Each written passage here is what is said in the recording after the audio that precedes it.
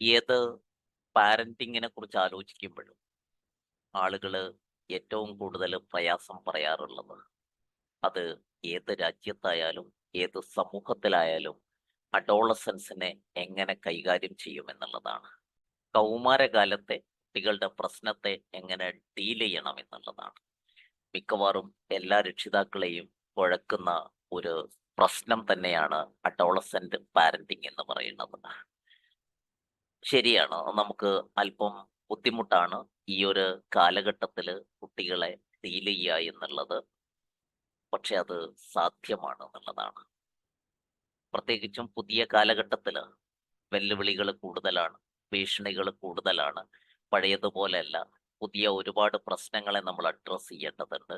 ആ ഒരു പശ്ചാത്തലത്തിൽ നമുക്ക് അഡോളസെന്റ് പാരന്റിങ്ങിനെ കുറിച്ച് അല്പം ഡീറ്റെയിൽ ആയിട്ട് തന്നെ ഈ ഒരു മോഡ്യൂളിൽ നമുക്ക് സംസാരിക്കാം. നമ്മുടെ കുട്ടികൾ 10 വയസ്സാവുന്നതോട് കൂടി അവരിൽ നമ്മൾ ശ്രദ്ധിക്കേണ്ട ചില അടയാളങ്ങളാണ്. ഇത് ചില വാർണിംഗ് സൈനുകളാണ്, ചില മുന്നറിയിപ്പുകളാണ്. ഇങ്ങനത്തെ സംഗതികൾ ഉണ്ടെങ്കിൽ നമ്മളൊന്ന് ശ്രദ്ധിക്കുന്നത് നന്നായിരിക്കും. ഒന്ന്, ത്രട്ടണിങ് ആൻഡ് ഈഗോയിസ്റ്റിക് ടോക്സ്.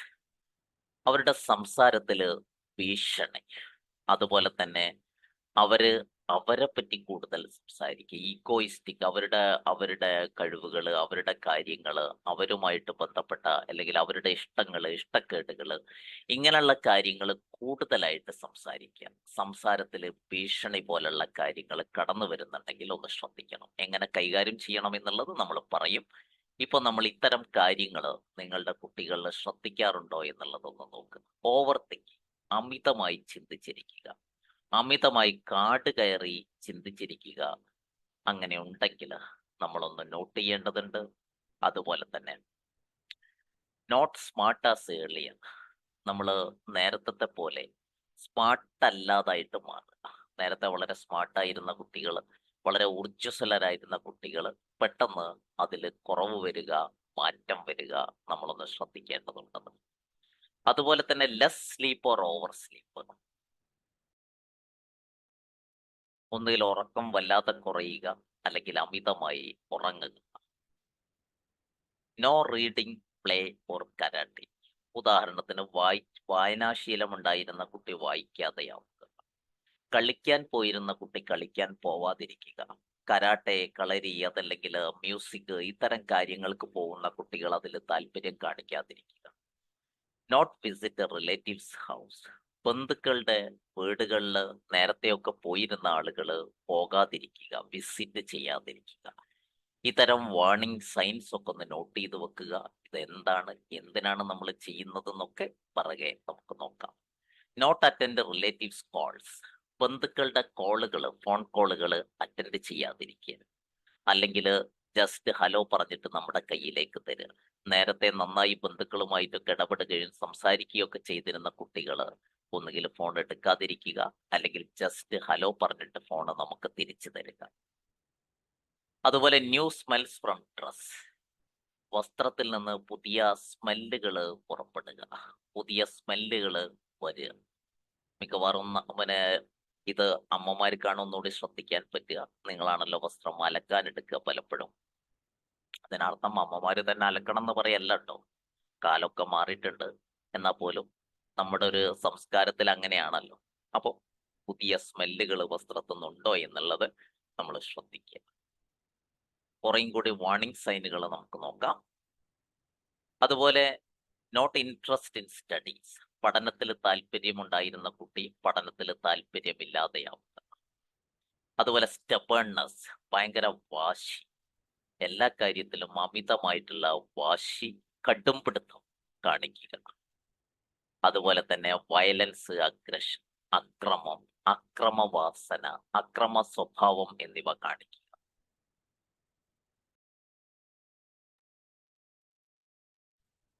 അതുപോലെ നോ റെസ്പോൺസിബിലിറ്റി. ഉത്തരവാദിത്തങ്ങൾ ഏറ്റെടുക്കാതിരിക്കുക, ഏറ്റെടുത്താൽ തന്നെ അത് പൂർത്തിയാക്കാതിരിക്കുക.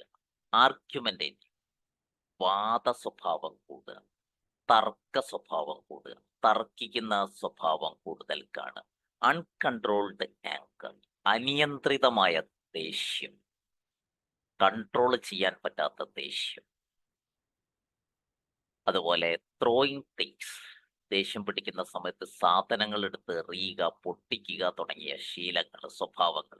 C negatives in everything. എല്ലാത്തിലും നെഗറ്റീവ് സ്വഭാവങ്ങൾ കാണുക, എല്ലാത്തിലും നെഗറ്റീവായിട്ട് എല്ലാത്തിനെയും സമീപിക്കുക.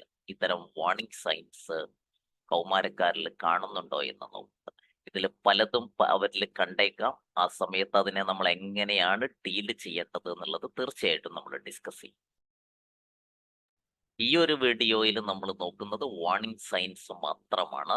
നിങ്ങളുടെ ശ്രദ്ധയിൽ പെട്ടിട്ടുള്ള കാര്യങ്ങൾ ഉണ്ടെങ്കിൽ നോട്ട് ചെയ്ത് വെക്കുക. ഈ വാർണിംഗ് സൈൻസിൽ ഒന്നുകിൽ നമ്മളുടെ കുട്ടികളിൽ അല്ലെങ്കിൽ നമുക്ക് പരിചയമുള്ള മറ്റ് കൗമാരക്കാരിൽ ഇത്തരത്തിൽപ്പെട്ട വാർണിംഗ് സൈൻസ് ഉണ്ടെങ്കിൽ നിങ്ങൾ നോട്ട് ചെയ്തു.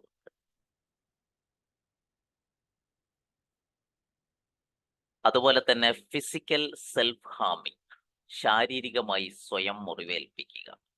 നമ്മൾ കയ്യിൻ്റെ മുകളിൽ ബ്ലേഡ് എടുത്ത് വരഞ്ഞു വെക്കുക, അതുപോലെ തന്നെ എന്തെങ്കിലും വസ്തുക്കൾ എടുത്ത് സ്വയം മുറിവുപ്പെടുത്തുക, സെൽഫ് ഹാമിങ് സ്വഭാവം. അതുപോലെ സൈക്കോളജിക്കൽ സെൽഫ് ഹാമിങ്. സൈക്കോളജിക്കൽ സെൽഫ് ഹാമിങ് എന്ന് പറയുമ്പോൾ തൻ്റെ കുറവുകളെ പറ്റി കൂടുതൽ സംസാരിക്കുക, തൻ്റെ പോരായ്മകളെ പറ്റി കൂടുതൽ സംസാരിക്കുക, എന്നോടാർക്കും സ്നേഹമില്ല എന്ന് പറയുക, എന്നെ ആർക്കും വേണ്ട എന്ന് പറയുക, അതുപോലെ തന്നെ ഞാൻ എന്ത് ചെയ്താലും ശരിയാവില്ല എന്ന് പറയുക, നമ്മളെപ്പറ്റി വളരെ മോശമായ രൂപത്തിൽ സംസാരിക്കുക, ഒട്ടും പോസിറ്റീവ് അല്ലാത്ത രീതിയിൽ സംസാരിക്കുക, ചിന്തിക്കുക. അതിനെയാണ് നമ്മൾ സൈക്കോളജിക്കൽ സെൽഫ് ഹാമിങ് എന്നതുകൊണ്ട് ഉദ്ദേശിക്കുന്നത്.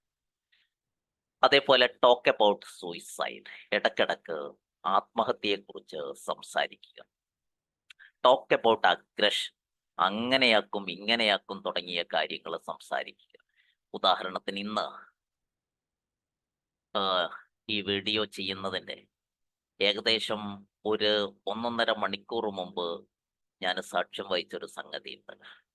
ഒരു സ്കൂൾ ഗ്രൗണ്ടിൽ സ്കൂൾ പ്രീമിയർ ലീഗ് നടക്കുകയാണ്, SPL. സ്കൂൾ പ്രീമിയർ ലീഗ് കുട്ടികളുടെ ഫുട്ബോൾ മത്സരം. ഇപ്പൊ 2 ക്ലാസ്സിലെ കുട്ടികൾ തമ്മിൽ ഉള്ള മത്സരമാണ്. നല്ല മനോഹരമായ കളി, നന്നായിട്ട് കളിക്കുന്ന കുട്ടികൾ. കളിയുടെ ഏകദേശം അവസാനം സമനിലയിൽ ഈ കളി അവസാനിച്ചു. 4-4 കളി അവസാനിച്ചു. അപ്പോ ഇതിൻ്റെ ഇടക്ക് ഒരു ക്ലാസ്സിലെ ഒരു പയ്യൻ, റഫറി നിന്നിരുന്നതും ഒരു കുട്ടിയാണ്, ഈ കുട്ടിയുടെ നേരെ പിന്നെ പലതും പറയാൻ തുടങ്ങി. അവൻ ആക്രമിക്കുന്ന രീതിയിലേക്ക് വന്നു.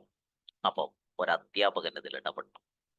അപ്പൊ കയ്യിന്റെ മുകളിലുണ്ടായിരുന്ന നല്ല കനമുള്ള വാച്ച് അവനിങ്ങനെ വിരലുകളിലേക്ക് വെച്ചിട്ട് അധ്യാപകന്റെ മുഖത്തേക്ക് ചൂണ്ടിട്ട് പറഞ്ഞു, അവനെ ഞാൻ തല്ലും. ഈ കളി കഴിഞ്ഞിട്ട് റഫറി നിന്ന് അവനെ ഞാൻ തല്ലി ശരിയാക്കിയിട്ടേ പോവുള്ളൂ. നിങ്ങൾ കണ്ടോണം കൂട്ടിക്കോ, നിങ്ങൾക്ക് എന്ത് ചെയ്യാൻ പറ്റുമെന്ന് ഞാൻ കാണട്ടെ. അപ്പൊ നോക്കി, ഇതാണ് ടോക്ക് അബൌട്ട് അഗ്രഷൻ. കൗമാരപ്രായത്തിലുള്ള ഒരു കുട്ടിയെ സംബന്ധിച്ചിടത്തോളം ആ സമയത്ത് വരുന്ന ചില ഇമോഷൻസ് അവർക്ക് കൺട്രോൾ ചെയ്യാൻ പറ്റില്ല. ഇത്തരത്തിലുള്ള ടോക്കുകൾ, ചിലപ്പോൾ ടോക്കുകൾ മാത്രമല്ല, ആ സമയത്ത് ചിലപ്പോൾ അഗ്രഷനിലേക്ക് പോവാനും വയലൻസിലേക്ക് പോവാനുള്ള സാധ്യതയുണ്ട്. എനിവേ, ഇന്ന് ആ കളി സമനിലയിൽ അവസാനിപ്പിച്ചു കൊടുത്ത് വെച്ച് കളി പിന്നെ അതിന്റെ തുടർന്ന് എക്സ്ട്രാ ടൈമൊന്നും കൊടുക്കാതെ കളി അവസാനിപ്പിക്കുകയാണ് അധ്യാപകർ ചെയ്തത്. അപ്പോ ഈ ഒരു ടോക്ക്, ഈ പറയുന്ന ടോക്ക് അബൌട്ട് അഗ്രഷന്റെ ഒരു ഉദാഹരണമായിട്ട് ഇന്ന് ഞാൻ കണ്ടിട്ടുള്ള കാര്യം. അപ്പൊ ഇത്തരം പെരുമാറ്റങ്ങൾ നമുക്ക് ആളുകളിൽ കാണാൻ പറ്റുന്നത് ചില വാർണിംഗ് സൈൻസ് ആണ്. നമ്മൾ ശ്രദ്ധിക്കേണ്ടതുണ്ട്, അവരെ ഡീൽ ചെയ്യുമ്പോൾ നമ്മൾ കരുതേണ്ടതുണ്ട്. റൈറ്റ്, സ്റ്റീലിംഗ്, മോഷണം. പലപ്പോഴും ഈ പ്രായത്തിൽ കക്കുന്നതിൻ്റെ ഒരു പ്രധാനപ്പെട്ട കാരണം നന്നായിട്ട് ഫ്രണ്ട്സുമൊത്ത് ഹോട്ടലിൽ പോയിട്ട് ഫുഡ് അടിക്കാൻ വേണ്ടി, അല്ലെങ്കിൽ ചില ബ്രാൻഡഡ് സാധനങ്ങൾ വാങ്ങിക്കാൻ വേണ്ടിയിട്ടാണ്. ഒരു സൈക്കോളജിസ്റ്റ് എന്ന നിലയിൽ മിക്കവാറും 1-2 മാസത്തിന്റെ ഇടയ്ക്ക് ഇത്തരത്തിൽപ്പെട്ട ഒരു കേസ് കാണേണ്ടി വരാറുണ്ട്. മിക്കവാറും സ്വന്തം വീട്ടിൽ നിന്നൊക്കെയാണ് മോഷ്ടിക്കുക, അല്ലെങ്കിൽ ബന്ധുക്കളുടെ അടുത്ത് നിന്നൊക്കെയാണ് മോഷ്ടിക്കുക. അപ്പൊ സ്റ്റീലിംഗ് ഒരു വാർണിംഗ് സൈനാണ് ഈ സമയത്ത്. പുള്ളി മറ്റുള്ളവരെ ഉപദ്രവിക്കുക, മറ്റുള്ളവരെ സാധാരണഗതിയിൽ പ്രയാസപ്പെടുത്തുക, ഇതും ഒരു വാർണിംഗ് സൈനാണ്. ഇഗ്നോർ ലോ ആൻഡ് റൂൾസ്, നിയമങ്ങൾ അനുസരിക്കാതിരിക്കുക, റൂളുകൾ അനുസരിക്കാതിരിക്കുക. പലപ്പോഴും ഈ ഹയർ സെക്കൻഡറി സ്കൂളുകളിൽ 10ാം ക്ലാസ്സിലും ഒക്കെ പഠിക്കുന്ന കുട്ടികൾ സ്കൂളിന്റെ റൂൾസ് പലപ്പോഴും അനുസരിക്കുന്നതിൽ അവര് ഒട്ടും ശ്രദ്ധ കൊടുക്കാറില്ല. ഇത് ചില വാർണിംഗ് സൈൻസ് ആണ്. അതുപോലെ തന്നെ ലാക്ക് ഓഫ് ഫ്രണ്ട്സ്. നമുക്ക് ഫ്രണ്ട്സ് ഇല്ലാതിരിക്കുക, വേണ്ടത്ര കൂട്ടുകാർ ഇല്ലാത്തൊരവസ്ഥ ഇവിടെ നമ്മൾ കാണുന്ന ഒരു വാർണിംഗ് സൈൻ. അതേപോലെ തന്നെ മറ്റൊരു വാർണിംഗ് സൈനാണ് ആവശ്യമില്ലാത്ത കൂട്ടുകെട്ടുകൾ. അതായത് ഒട്ടും ആരോഗ്യകരമല്ലാത്ത കൂട്ടുകെട്ടുകളിൽ പോയിട്ട് പെടുക, ആരോഗ്യകരമല്ലാത്ത സൗഹൃദ വലയങ്ങളിൽ പോയിട്ട് പെടുക, എന്നിട്ട് പ്രശ്നമുണ്ടാക്കുന്ന ആളുകളുടെ കൂടെ കൂടിയിട്ട് പ്രശ്നക്കാരായിട്ട് മാറുക. ഇങ്ങനെ വരുന്ന ഒത്തിരി വാർണിംഗ് സൈനുകൾ, അടയാളങ്ങൾ നമ്മൾ ഈ സമയത്ത് കാണാൻ പറ്റും, നമ്മളുടെ ശ്രദ്ധയിൽ പെടും. അങ്ങനെ നിങ്ങളുടെ ശ്രദ്ധയിൽപ്പെട്ടിട്ടുള്ള ഇത്തരത്തിലുള്ള വാർണിംഗ് സൈൻസ് ഉണ്ടെങ്കിൽ ഒന്ന് നോട്ട് ചെയ്തു വെക്കുക. തീർച്ചയായിട്ടും ഈ ഒരു മോഡ്യൂളിന്റെ അവസാനത്തിൽ നമ്മൾ എങ്ങനെയാണ് ഈ ഒരു പ്രായത്തിലുള്ള ആളുകളെ സൈക്കോളജിക്കലായിട്ട് നമുക്ക് കൈകാര്യം ചെയ്യാൻ പറ്റുക, സൈക്കോളജിക്കലായിട്ട് നമുക്ക് ഡീൽ ചെയ്യാൻ പറ്റുക, സൈക്കോളജിക്കലായിട്ട് നമുക്ക് മാനേജ് ചെയ്യാൻ പറ്റുക എന്നുള്ളത് മാനേജ്മെന്റിനെ പറ്റി നമ്മൾ കൃത്യമായിട്ട് പറയും. ഏതാനും വാർണിംഗ് സൈനുകളാണ്, കുറച്ച് അടയാളങ്ങളാണ് നമ്മളിവിടെ ഡിസ്കസ് ചെയ്തിട്ടുള്ളത്. ഇതിനർത്ഥം ഇത്ര മാത്രമേ അടയാളങ്ങൾ ഉള്ളൂ എന്നല്ല, ഒരുപാട് അടയാളങ്ങൾ ഇനിയുമുണ്ട്.